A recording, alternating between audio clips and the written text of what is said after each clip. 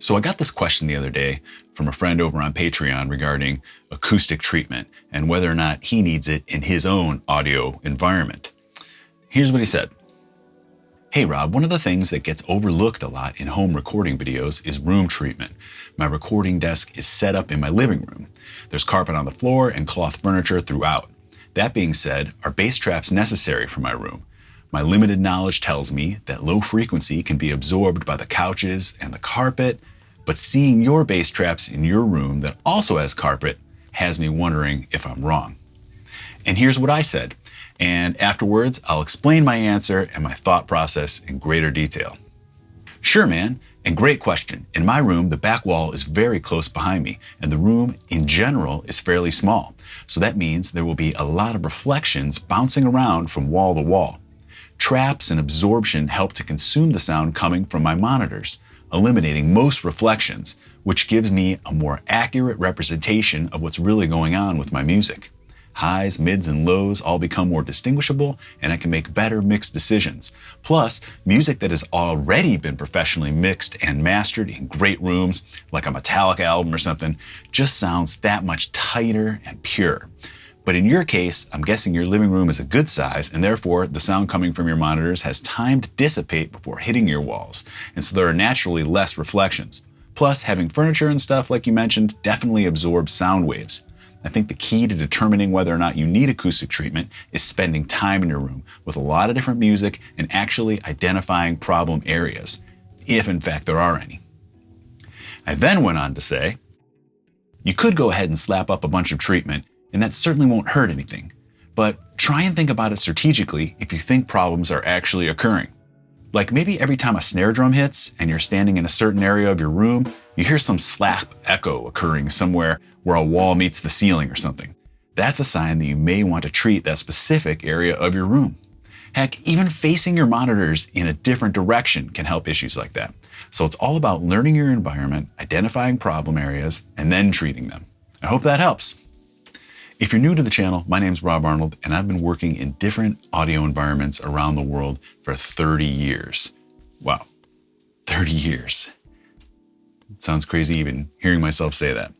Anyway, during the last half of those 30 years, 10 of them were spent sitting in my own studio all day, every day, and then the last 5 have been spent sitting here every day in my new studio setup. When I built my first studio 15 years ago, I aimlessly threw up absorption panels and stuff without knowing what I was doing. I had seen absorption panels, diffusers, and bass traps in other professional studios I had worked in, but I didn't think much about the strategical placement of them and what types of problems each was placed there to solve.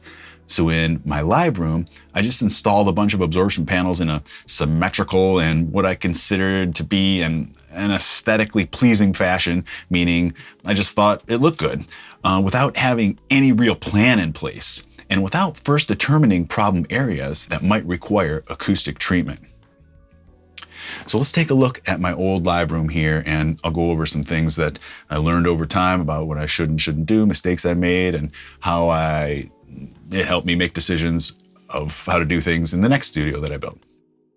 When I started designing my live room here, I decided to designate a certain area of the room for where the drum kit would always live, and started making my acoustic treatment decisions based on that.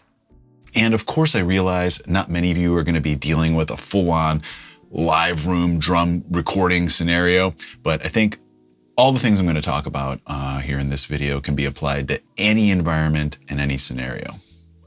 Knowing the drums were going to always live in this corner, I figured I would place a bunch of absorption panels behind the kit, which would absorb a lot of the high-end reflections from the cymbals and keep them from bouncing around the room.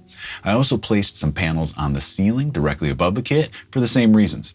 I figured on the front wall here that these bass traps and diffusers would be adequate enough to dampen the sound so that they wouldn't reflect back into the drum microphones. But I later discovered that there was still way too much exposed wall around the room, and reflections were still occurring in an undesirable way. Plus, because I had just placed them all aesthetically rather than strategically, they probably weren't doing much good at all. If I were standing right here in the room, the drums sounded pretty good, probably due to the surrounding absorption. But then I learned over time that if I were standing here in the room, the drums didn't sound very good, And this was a major problem because that's where my room mics were typically placed. And I think a major reason for that was that I hadn't treated any other part of the ceiling. The ceiling above me here was totally exposed, and so was much of the flooring. And so those sound waves bounced back and forth, creating undesirable results. If I stood right here and hit a snare drum, I'd hear almost like a slap back delay of it, and that's not good for recordings. So you might ask, why couldn't you just treat or carpet an entire room? Floors, ceilings, walls, like just carpet, something to absorb everything. And the reason is because then the room would sound too dead. And our ears and brains are used to hearing reflections. So if you're recording music in a totally dead room, it just kind of starts to sound unnatural. A good example of this would be if you were in a completely pitch black room with, let's say, concrete floors, maybe even concrete walls, and somebody else somewhere in the room dropped a penny on the ground. Our brains are still able to determine like at least what direction that penny was dropped in. We'd be able to tell if it was in front of us rather than behind us because our brains and ears use the reflections, audible reflections from the sound of the penny hitting the floor and everything to kind of zone in and determine in which direction that penny was dropped. One more example would be that we're able to decipher the difference between a live concert recording of a song we know well versus the studio recording, primarily because they were both recorded in completely different environments. So keeping the snare drum test in mind and all I learned about my old room over the years, when it came time to build my new room here, I conducted a bunch of tests before deciding where to place my acoustic treatment.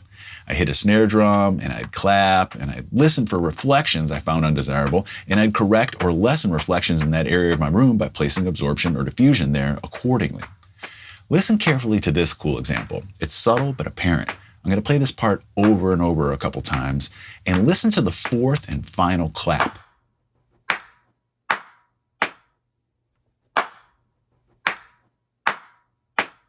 The fourth clap is closest to that back panel, and the echo from my clap is completely absorbed. So that's exactly what the panels are doing. They're absorbing reflections and not allowing them to bounce off that back wall and back to me in my mix or listening position. I also have bass traps in the corners of my room where low end tends to accumulate the most, a cloud right above me in my listening position, and panels behind my monitors. I used this same mix position setup in my old studio and got lucky because things sounded great. And so I went with the same setup in my new room, and I've been quite happy with the results. The reason I'm telling you all of this is to make the point that experience matters. Experience in your own environment, learning how your own room sounds, how your monitors sound in your room, and how your gear reacts in your room.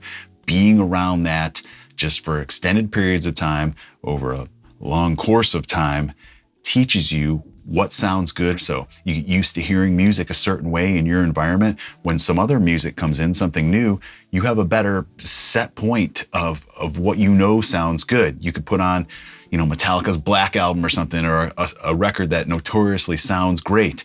And when you learn how that sounds in your room and you become accustomed to that, hearing different things, you can identify, oh, that doesn't sound as good. Or maybe, oh, in this new thing I'm listening to, the kick drum is way too loud, where you may be second guessing that if you don't know your room and your speakers and all that. I'm fortunate now, like I said, from learning this kind of stuff, and I no longer have to listen to my own productions in different environments. I don't have to go do car tests anymore, hear how it's going to sound there, how it's going to sound on a phone or something like that, because I've just been tested, tried and true with my own setup here to know and make better decisions about how things are going to sound across all platforms without having to go and test it. Of course, I used to test all that stuff back in the day quite a bit, but now that I've learned my environment, I'm confident with the choices I make when I'm creating my own music. So I hope you found this information useful, and I encourage you to start conducting some tests in your own room based on, this a new way of thinking maybe that you may have learned here, as well as doing some research on different types of acoustic treatment and what's out there. I'll link some cool Sweetwater articles for you in the description below, like a complete buying guide, how to install and hang treatment, another one on how to like analyze your room, you know, just some more information on that. So definitely check that out. Thanks for watching. Please consider subscribing to the channel and hitting that thumbs up button if you like this video. And feel free to leave any questions or comments below, and I'll try to get to all of them that I can. Thanks for watching. Cheers.